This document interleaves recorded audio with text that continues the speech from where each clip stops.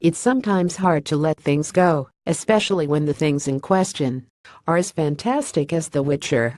But all good things come to an end, including the saga of Geralt, and so it shouldn't be surprising that Doug Cockle, who gave voice to the character, said at EGX via VG247 that he knows nothing about The Witcher 4.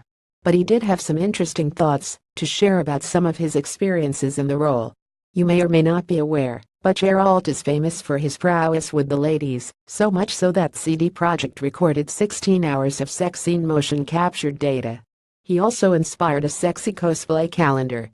And of course, that means that Cockle not only has to sound tough and rugged when he's fighting monsters or confronting corrupt Nilfgaardians, he also has to lay it down, so to speak, during those tender moments of bumping uglies. It's a bit like being caught masturbating by your mom. But it's kind of fun, he said. It can be really challenging. You're naturally embarrassed.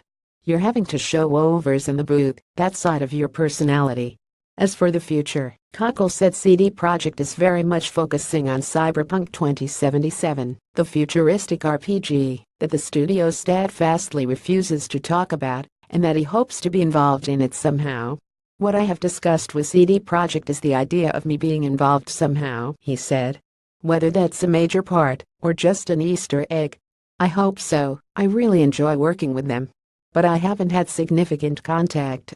We have jokingly talked about it. I think it's a good bet that it will happen.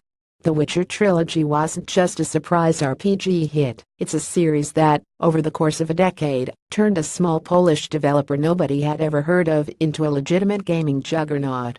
As the memorable voice of its lead character, Cockle played a big part in making that happen, and I'll be honestly surprised if he doesn't turn up somewhere in its next big thing, even if it is only as a little bit of fan service.